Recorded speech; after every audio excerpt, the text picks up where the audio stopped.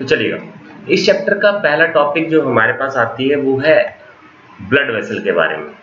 देखिए, circulatory system में सबसे इंपॉर्टेंट टॉपिक देखने में लगता है कि कुछ और होंगे, लेकिन मैं हमेशा कहता हूं कि ब्लड वेसल से आपको ज्यादा क्वेश्चन पूछे जाते हैं बजाय कि आपको अगले वाले पार्ट से सर्कुलेटरी सिस्टम के क्वेश्चन पूछे जाएं, क्योंकि ये चैप्टर आपको कहीं ना कहीं जो वस्कुलर टिश्यू आपके पास आती है, कनेक्टिव टिश्यू का पार्ट, वहां से भी पूछा जाता है। तो देखिएगा, ब्लड वेसल हमारे पास तीन तरह की हैं। एक आपके पास आर्टरी आती है, दूसरी आपके पास कैपिलरीज आती हैं, तीसरी आपके पास वेन्स आती हैं। ठीक है, मेन है आपके पास that is artery and vein के बारे में। देखिए क्या लिखता है, आर्टरी जो है it carries blood from the heart to the organ.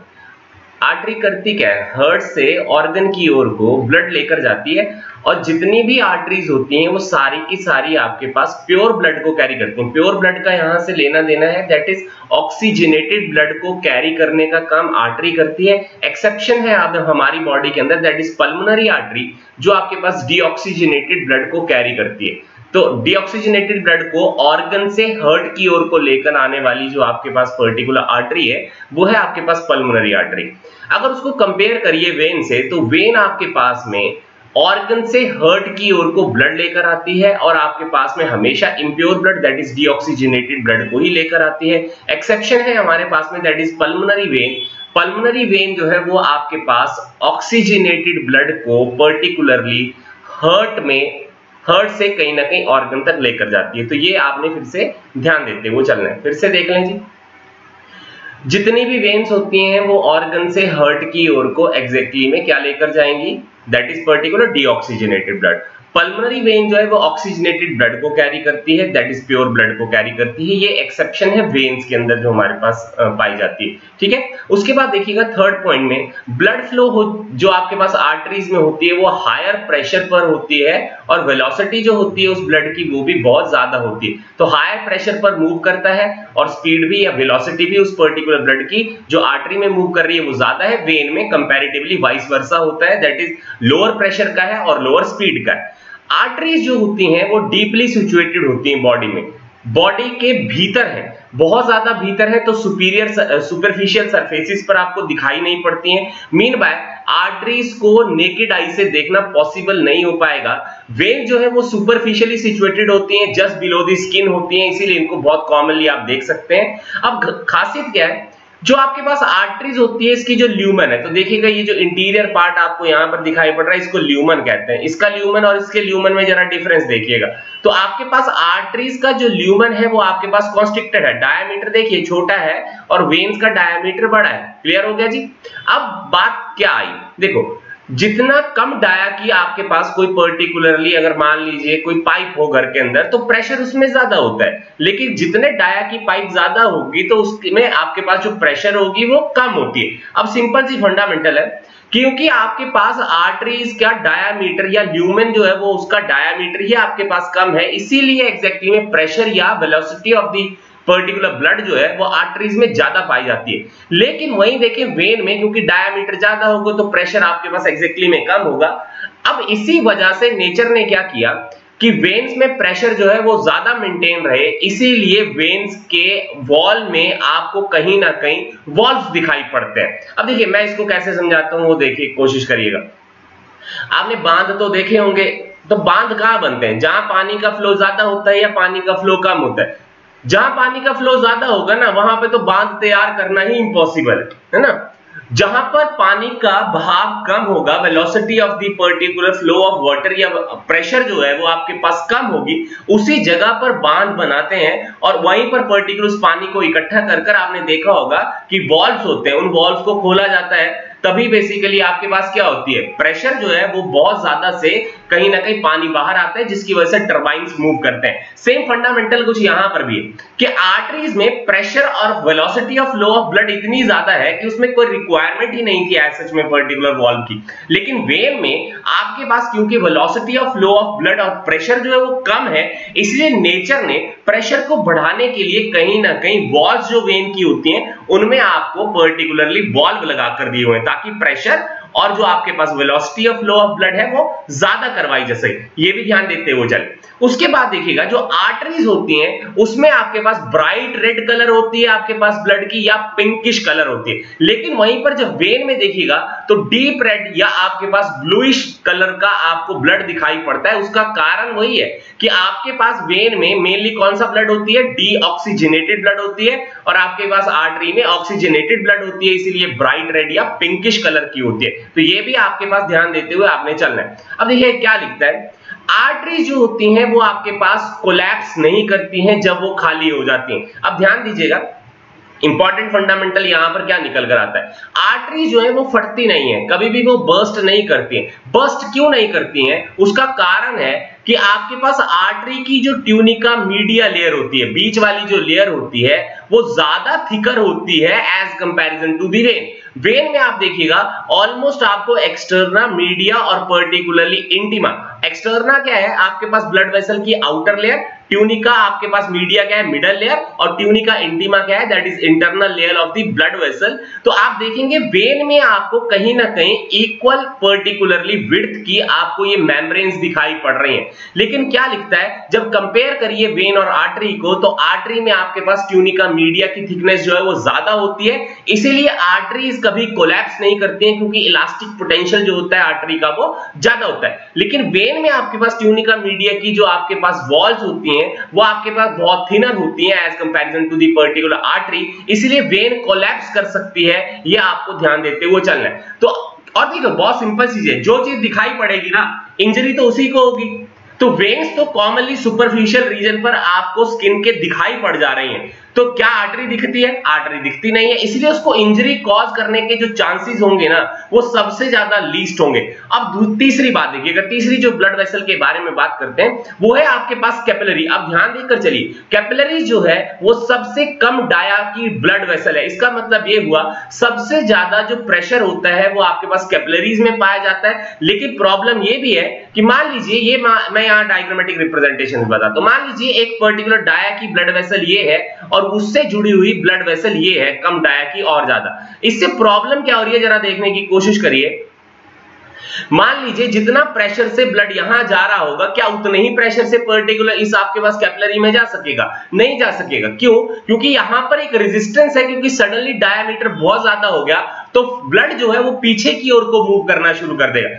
अब ध्यान से सुनिएगा कि आपके पास सबसे ज्यादा जो फ्रिक्शन पाई जाती है ब्लड फ्लो के दौरान में वो आपके पास कैपिलरीज में पाई जाती है, सबसे लीस्ट फ्रिक्शन आपके पास पर्टिकुलर वेन में होती है, और आपके पास पर्टिकुलरली बीच वाली जो फ्रिक्शन होती है वो आपके पास में आर्टरीज में होती है, सबसे ज्यादा कैपिलरी में, उससे कम आपके पास वेन में, और आर्टरीज में आपके पास में बीच जैसे वाली होती है। तो ध्यान देते हुए चलेगा कि कैपिलरीज में resistance to the flow of blood भी ज्यादा है, इवन दो कि अगर प्रेशर भी ज्यादा होगा तो भी कहीं ना कहीं नुकसान हो सकता है। क्यों? देखिए क्योंकि आर्टरीज के थ्रू कैपिलरी में ब्लड जाता है, और आर्टरीज के थ्रू अगर कैपिलरी में ब्लड जाएगा तो सोचिए आर्टरीज से जो आपके पास ब्लड कैपिलरीज में मूव कर आएगा उसका प्रेशर बहुत ज्यादा होगा, और उतने प्रेशर को अगर आपके पास कैपिलरी नहीं सहन कर पाएगी तो कैपिलरी फट जाएगी।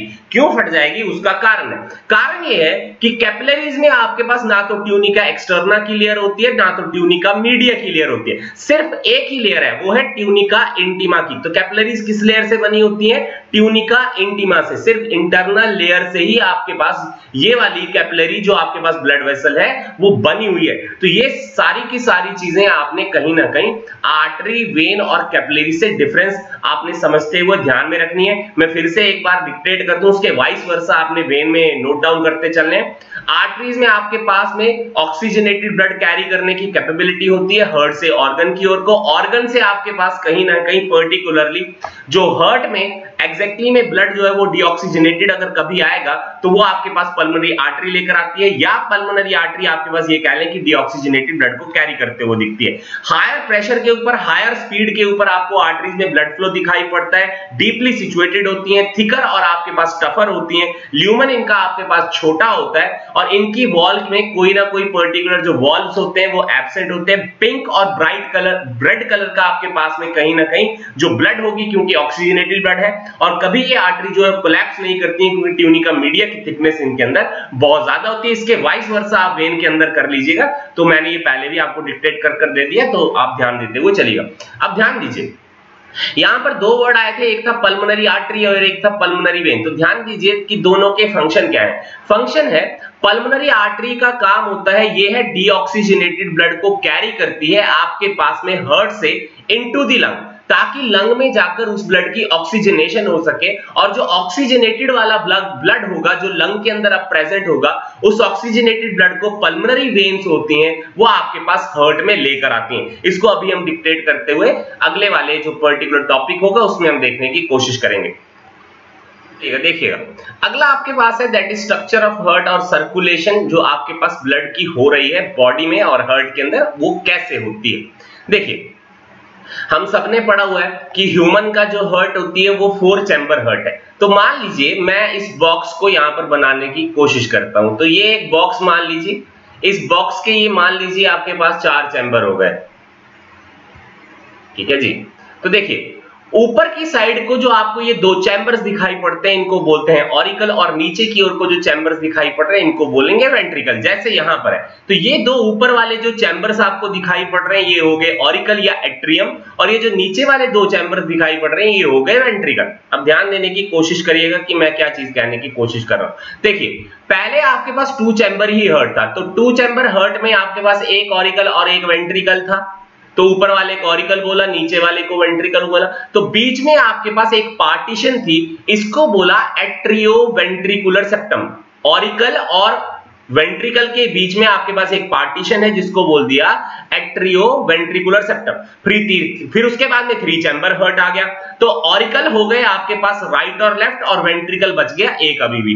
तो एक आपके पास राइट साइड पर, एक आपके पास लेफ्ट साइड पर, बीच में अगेन एक सेप्टम तैयार हुआ, तो इसको बोल दिया इंटर एट्रियल सेप्टम या इंटर ऑरिकुलर सेप्टम। उसके बाद 4 चैम्बर हार्ट आ गया, तो 4 चैम्बर हार्ट में अब क्या हो गया कि वेंट्रिकल भी आपके पास राइट और लेफ्ट में डिवाइड हो गए, तो बीच में आपके पास अब सेप्टम आ गया, इसको बोल दिया इंटर वेंट्रिकुलर सेप्टम। सेम आपके पास चीज अगर मैं यहां पर ड्रॉ करूं तो ये ऐसे है, ठीक है जी। तो आपके पास ये आ गया पर्टिकुलरली राइट वाला एट्रियम, ये आ गया लेफ्ट वाला एट्रियम, ये आ गया राइट वाला वेंट्रिकल, ये आ गया लेफ्ट वाला वेंट्रिकल। ये है आपके पास एट्रियो वेंट्रिकुलर सेप्टम, ये है इंटर ऑरिकुलर सेप्टम, और ये है इंटर वेंट्रिकुलर सेप्टम।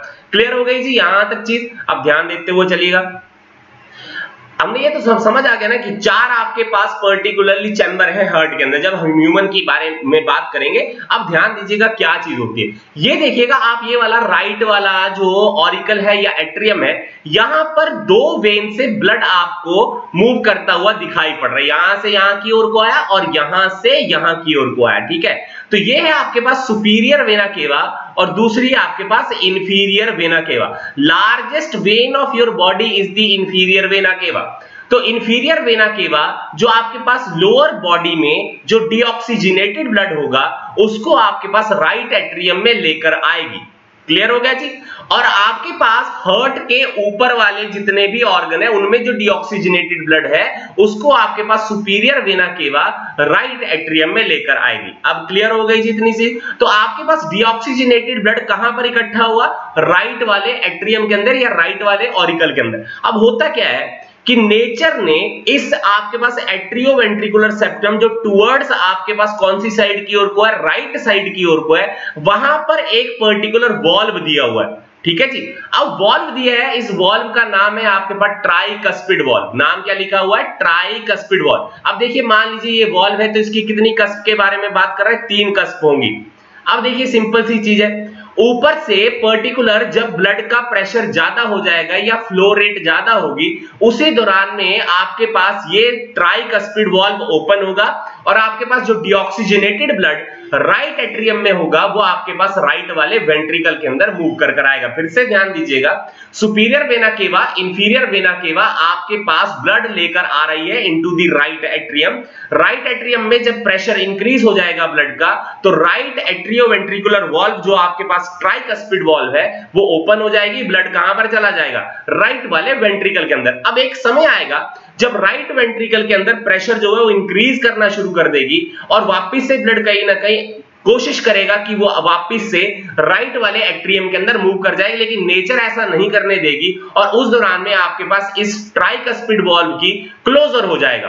तो जब क्लोजर होगा तो आप एक चीज को समझें कि राइट वाले आपके पास जो वेंट्रिकल है उसके अंदर प्रेशर बहुत ज्यादा बढ़ जाएगा। तो उस प्रेशर को कम करने के लिए आपके पास यहां पर देखिएगा ये पर्टिकुलर मूवमेंट ऑफ ब्लड दिखाई हुई है और ये है आपके पास that is particularly a pulmonary artery.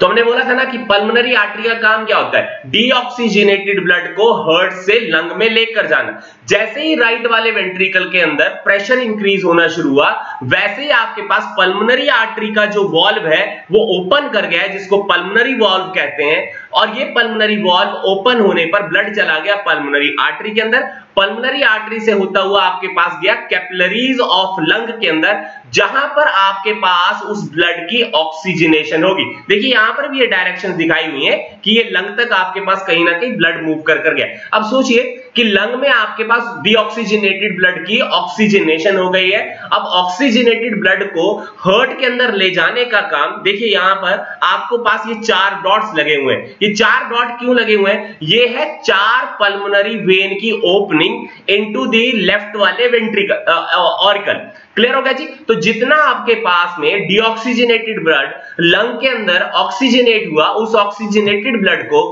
Pulmonary vein कितने नंबर में है, 4, वो आपके पास में उस ऑक्सीजनेटेड ब्लड को लेफ्ट वाले एट्रियम में लेकर आई है। अब लेफ्ट वाले एट्रियम का जब प्रेशर बढ़ना शुरू होगा, उसी दौरान एट्रियोवेंट्रिकुलर जो आपके पास सेप्टम है, जो टुवर्ड्स लेफ्ट साइड है, वहां पर एक आपके पास वाल्व पाई जाती है जिसका नाम है बाइकस्पिड वाल्व या मिट्रल वाल्व। ये ओपन हो जाती है और जैसे ही ये वाल्व ओपन होगी तो ब्लड आपका चला जाएगा लेफ्ट वाले वेंट्रिकल के अंदर। पल्मोनरी वेन से डीऑक्सीजनेटेड जो आपके पास ब्लड था पहले, जो पल्मोनरी आर्टरी हार्ट लंग में लेकर गई थी, उस आपके पास डीऑक्सीजनेटेड ब्लड की जब लंग में ऑक्सीजनेशन हो गई, पल्मोनरी वेन उसको लेफ्ट वाले एट्रियम में लेकर आई और जैसे ही मिट्रल वाल्व या आपके पास बाइकस्पिड वाल्व ओपन हुआ, वो आपके पास ऑक्सीजनेटेड ब्लड लेफ्ट वाले वेंट्रिकल के अंदर मूव कर आ गया। अब होगा क्या जी, फिर वही चीज कि लेफ्ट वाले वेंट्रिकल का जब प्रेशर बढ़ने की कोशिश करेगा तो कौन सा वाल्व क्लोज हो जाएगी, वो है आपके पास मिट्रल वाल्व क्लोज हो जाएगा या बाइकस्पिड वाल्व क्लोज हो जाएगा। अब जरा ध्यान दीजिएगा, यहां से ये पर्टिकुलर ब्लड की मूवमेंट ऐसे दिखाई है और ये है आपकी बॉडी की सबसे लार्जेस्ट आर्टरी जिसका नाम है अयोटा। तो लार्जेस्ट आर्टरी में ये वाला पर्टिकुलरली आपके पास जो ऑक्सीजनेटेड ब्लड होगा, तो अयोटा की आपके पास पर्टिकुलर जो वाल्व है उसका नाम है अयोटिक वाल्व। वो अयोटिक वाल्व जैसे ही ओपन होगी वैसे ही आपके पास ब्लड कहां पर चला जाएगा, अयोटा के अंदर, और अयोटा से होता हुआ आपके पास सिस्टमिक आर्टरीज और आर्टियोरियोल से होता हुआ कैपिलरीज ऑफ लंग जो है वो आपके पास उस ऑर्गन को ऑक्सीजनेटेड ब्लड सप्लाई करना शुरू कर देंगी जिस पर्टिकुलर ऑर्गन की वो जरूरत है। तो ये भी पर्टिकुलर फंडामेंटल आपको पता होना चाहिए। आप देखिए, ऑर्गन की जरूरत जो ऑक्सीजनेटेड ब्लड की थी वो आपके पास कंप्लीट हो गई है। अब आपके पास वो ब्लड धीरे धीरे कर फिर से डीऑक्सीजनेटेड होना शुरू हो जाएगा और विन्यूल्स में आपके पास एंटर करेगा और विन्यूल से आपके पास वेन में, और वेन से आपके पास होता हुआ आपके पास वो सुपीरियर और वेना केवा, इंफीरियर वेना केवा के थ्रू वापस से हार्ट में वो ब्लड आ जाएगी। तो इस तरह से आपके पास कहीं ना कहीं ये पर्टिकुलर ब्लड की आपको सर्कुलेशन होते हुए कहीं ना कहीं हार्ट से बॉडी की ओर को दिखाई पड़ते। देख ले, सुपीरियर वेना केवा, इंफीरियर वेना केवा, राइट वाले एट्रियम, यहां मेंशन कर देखते रहिएगा एक बार डायग्राम को। सुपीरियर वेना केवा, इंफीरियर वेना केवा राइट वाले एट्रियम में लेकर आएगी ब्लड। जैसे राइट एट्रियम में प्रेशर इंक्रीज होगा, आपके पास ट्राइकस्पिड वाल्व ओपन हो जाएगी, ब्लड जाएगा राइट वेंट्रिकल में। राइट वेंट्रिकल का जैसे ही प्रेशर इंक्रीज होना शुरू होगा वैसे ही आपका ट्राइकस्पिड वाल्व क्लोज हो जाएंगे, पल्मोनरी वाल्व ओपन होगा, ब्लड जाएगा पल्मोनरी आर्टरी में, पल्मोनरी आर्टरी से होता जाएगा कैपिलरी ऑफ लंग में जहां पर उसकी ऑक्सीजनेशन होगी। ऑक्सीजनेशन होने के बाद पल्मोनरी वेन जो आपके पास 4 है वो आपके पास लेफ्ट वाले एट्रियम में उस ऑक्सीजनेटेड ब्लड को लेकर आएंगी। जब प्रेशर इंक्रीज होगा तो आपके पास जो आपका बाइकस्पिड वॉल्व है या जिसको मिट्रल वॉल्व कहते हैं वो ओपन हो जाएगी, और ओपन होने पर ब्लड आपके पास में लेफ्ट वाले वेंट्रिकल के अंदर आ जाएगा। लेफ्ट वेंट्रिकल में जैसे ही प्रेशर इंक्रीज होना शुरू होगा वैसे ही आपके पास कहीं ना कहीं वो जो बाइकस्पिड वॉल्व है या मिट्रल वॉल्व है वो क्लोज कर जाएगी, और आपके पास अयोटिक वॉल्व जो है वो ओपन होते हुए आपके पास अयोटा के अंदर ब्लड चला जाएगा, और अयोटा से होता हुआ पूरी बॉडी में जिन जिन ऑर्गन की आपके पास ऑक्सीजनेटेड ब्लड की जरूरत है उन पर्टिकुलर ऑर्गन को oxygenated blood through the capillaries जो है वो आपके पास सप्लाई करेगा। उन ऑर्गन में अब आपके पास जब जरूरत खत्म हो जाएगी ऑक्सीजनेटेड ब्लड की तो वो ब्लड डीऑक्सीजनेट होना शुरू हो जाएगा। विन्यूल और वेन्स के थ्रू आपके पास वापस से पर्टिकुलर वो ब्लड वापस से हार्ट के अंदर लेकर आया जाएगा सुपीरियर वेना केवा और इंफीरियर वेना केवा के थ्रू, और ये पर्टिकुलर साइकिल फिर से लगातार फॉलो होती हुई आपको दिखाई पड़ेगी। अब जरा एक चीज के बारे में ध्यान देते हुए चलिएगा, यहीं लास्ट वाले में ही मैं बता दूं। देखिए क्या बोलता है, लेफ्ट वाले वेंट्रिकल की जो थिकनेस होती है वो आपके पास राइट वाले वेंट्रिकल की थिकनेस से ऑलमोस्ट 3 गुना ज्यादा होती है।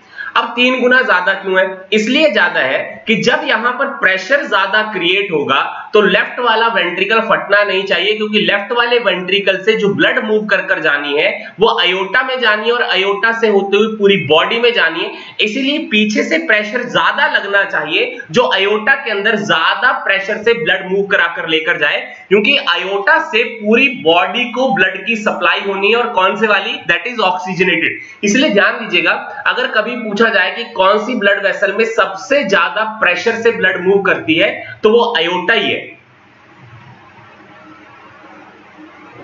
चलिए अब देखिए आपके पास आ गई that is physiology of blood circulation, general facts के बारे में बात करेंगे जहां से क्वेश्चन यही भी पूछी जाती है। देखिए तो ब्लड सर्कुलेशन के बारे में सबसे पहले जिन साइंटिस्ट ने हमें बताया वो थे आपके पास सर विलियम हार्वे, और सर विलियम हार्वे को भी आज की डेट में फादर ऑफ एंजियोलॉजी कहा जाता है, और एंजियोलॉजी होती है दैट इज सर्कुलेटरी सिस्टम की स्टडी करना। अब क्या बोलता है जरा ध्यान देकर चलिएगा, सर विलियम हार्वे के अकॉर्डिंगली ह्यूमन के अंदर जो आपके पास ब्लड की सर्कुलेशन होती है उसको डबल सर्कुलेशन के नाम से जाना जाता है। वर्ड क्या यूज करते हैं? डबल सर्कुलेशन आपके पास में it is a feature of the human being and also of the mammals. ध्यान दीजिएगा, मैमल्स और पर्टिकुलर या मैमल में ही हम लोग आते हैं दैट इज ह्यूमन बीइंग्स आते हैं, तो यहां पर जो सर्कुलेशन फॉलो होती है वो डबल सर्कुलेशन फॉलो होती है। अब वो डबल सर्कुलेशन क्या है उसको हम देखने की कोशिश करते हैं जरा सा। तो ध्यान दीजिएगा, यहां से भी बहुत बार क्वेश्चन पूछा जा चुका है। अब देखिए क्या लिखता है, डबल सर्कुलेशन में 2 सर्कुलेटरी पार्ट आते हैं, एक लिखता है पल्मोनरी सर्कुलेशन है और एक लिखता है सिस्टमिक सर्कुलेशन है। पल्मोनरी सर्कुलेशन से हम वर्ड समझते हैं, पल्मोनरी मीन है आप लंग के बारे में बात करें, और सिस्टमिक का मतलब है आप बॉडी के बारे में बात करें। अब जरा ध्यान दीजिएगा, पीछे जब मैंने सर्कुलेशन के बारे में आपको पढ़ाया तो सर्कुलेशन कैसे हुई जरा उसको देखने की फिर से कोशिश करें। देखिए ब्लड जो था आपके पास राइट ऑरिकल से होता हुआ राइट वेंट्रिकल में गया, राइट वेंट्रिकल से होता हुआ लंग में गया, और लंग में आपके पास ऑक्सीजनेशन हुई। ये जो पर्टिकुलर सुपीरियर वेना केवा इंफीरियर वेना केवा से ब्लड राइट एट्रियम में आया, राइट एट्रियम से आपके राइट वेंट्रिकल में गया, राइट वेंट्रिकल से होता हुआ आपके पल्मोनरी आर्टरी के थ्रू जो लंग तक गया, ये जो सर्कुलेशन कहलाई है ये सर्कुलेशन है पल्मोनरी सर्कुलेशन। अब ध्यान दीजिए, मैं आगे भी इस चीज को कोट करते हुए आपको दिखाता हूं। देखिए क्या लिखा है, in this type of circulation blood completes its circulation from right ventricle to left auricle through lungs. देखिए सिंपल सी बात है कि डीऑक्सीजनेटेड ब्लड ऑक्सीजनेट होने के लिए लंग में गया, और वो ऑक्सीजनेटेड ब्लड अब कहां पर आएगा? लेफ्ट ऑरिकल तक। तो ये वाली जो सर्कुलेशन होगी ये कहलाएगी आपके पास पल्मोनरी सर्कुलेशन। तो पल्मोनरी सर्कुलेशन के थ्रू आपके पास डीऑक्सीजनेटेड ब्लड ऑक्सीजनेट होने के लिए लंग में जाता है, ये चीज आपने ध्यान देनी है। अब देखिए हुआ क्या, from right ventricle deoxygenated blood pumped into the pulmonary arch which carries the blood to the lung for oxygenation. From lungs, oxygenated blood is carried to left auricle by 4 pulmonary vein. Left auricle pumps the blood into the left ventricle. यही होता है जी, हमने पहले भी पढ़ लिया। चलिए दूसरा पार्ट आता है वो है सिस्टमिक सर्कुलेशन का। तो सिस्टमिक सर्कुलेशन में आपके पास जो ब्लड है वो कंप्लीट कर रहा है अपनी पर्टिकुलर जो आपके पास साइकिल है, वो आपके पास कहां से फॉलो होगी, लेफ्ट वाले वेंट्रिकल से आपके पास फिर से वापस जो ब्लड है वो कहां पर पहुंचने वाला है, राइट ऑरिकल के अंदर वापस से। तो देखिए हार्ट में एग्जैक्टली में ब्लड कितनी बार आ रहा है, 2 बार आ रहा है। अब ध्यान देते हुए चलिएगा कि सिस्टमिक सर्कुलेशन में क्या लिखता है, लिखता है लेफ्ट वाले वेंट्रिकल से जो ब्लड है that is being pumped into the aorta then to the various part of the body except the lung. Lung में तो नहीं जाएगा ऑक्सीजनेटेड ब्लड, क्योंकि लंग में कौन सा ब्लड जा रहा है, डीऑक्सीजनेटेड ब्लड जा रहा है। तो deoxygenated blood from these organ is returned to the right auricle through the 2 large veins, that is superior vena cava and inferior vena cava. From the right auricle bloods come to the right ventricle। देखिए फिर से वही particular fundament, लेकिन यहां पर जरा ध्यान दीजिएगा, सर्कुलेशन आपके पास सिस्टमिक सर्कुलेशन कहां से कहां तक लिखी हुई है, लेफ्ट वाले वेंट्रिकल से आपके पास जो ब्लड मूव करता हुआ कहां तक पहुंच रहा है, राइट वाले ऑरिकल तक, ये सर्कुलेशन कहलाएगी सिस्टमिक सर्कुलेशन। और पल्मोनरी सर्कुलेशन कहां से कहां तक कहला रही है, वो है आपके पास राइट वाले वेंट्रिकल से टू दी लेफ्ट वाले ऑरिकल तक। पल्मोनरी सर्कुलेशन में मेन बात कर रहे हैं हम डीऑक्सीजनेटेड ब्लड की, और सिस्टमिक सर्कुलेशन में हम बात कर रहे हैं वो है ऑक्सीजनेटेड ब्लड की। तो ये डबल सर्कुलेशन है। Double circulation is pulmonary circulation plus the systemic circulation, जिसके बारे में हमें सर विलियम हार्वे ने ही बताया था। अब ध्यान दीजिएगा, सिस्टमिक सर्कुलेशन 2 तरह की हो सकती है, वो है आपके पास एक सिंगल सर्किट फॉलो करने वाली और एक डबल सर्किट फॉलो करने वाली। डबल सर्किट हम पर्टिकुलर मैमल्स के अंदर फॉलो होता है, जो हमने अभी फंडामेंटली पढ़ा, ये सारा का सारा डबल सर्किट के बारे में। अब देखिएगा सिंगल सर्किट में हम क्या समझ रहे हैं, देखिए जरा, जैसे आपके पास फिशेज होती हैं, तो फिशेज में क्या हो रहा है, हार्ट से आपके पास डीऑक्सीजनेटेड ब्लड जो है वो कहां पर जाती है, into the lungs, a particular gills, और गिल में आपके पास उस ब्लड की ऑक्सीजनेशन होती है, और वही oxygenated blood different part of the body के आपके पास कहीं ना कहीं सर्कुलेट करती है, और उन्हीं बॉडी पार्ट के अंदर वो वापस से डीऑक्सीजनेट हो जाता है, और डीऑक्सीजनेटेड ब्लड जो है वो आपके पास हार्ट में वापस आती है, और हार्ट में ही पर्टिकुलरली आपके पास फिर से डीऑक्सीजनेटेड ब्लड है। अब हार्ट में कोई ऑक्सीजनेटेड ब्लड नहीं है। जब हम मैमल के बारे में बात कर रहे हैं ना, तो लेफ्ट वाला जो हार्ट है, जिसमें आपके पास पर्टिकुलर लेफ्ट ऑरिकल और लेफ्ट वाला वेंट्रिकल आता है, वहां पर आपके पास ऑक्सीजनेटेड ब्लड होती है। लेकिन जो आपके पास लोअर वाले वर्टिब्रेट होते हैं, जैसे आपके फिशेज हैं जिनमें 2 चैम्बर ही हार्ट होता है, वहां पर आपके पास हार्ट में हमेशा डीऑक्सीजनेटेड ब्लड ही रहती है। वही डीऑक्सीजनेटेड ब्लड हार्ट से निकलकर गिल्स में जाती है, गिल्स में उसकी ऑक्सीजनेशन होती है, और ऑक्सीजनेटेड वही वाला ब्लड जो है डिफरेंट बॉडी पार्ट को सप्लाई होता है, बॉडी पार्ट्स में जाकर वो ब्लड डीऑक्सीजनेट हो जाता है, और डीऑक्सीजनेटेड ब्लड ही वापस से हार्ट में रिटर्न होकर आती है। तो हार्ट में हमेशा कौन सा ब्लड रह गया, डीऑक्सीजनेटेड।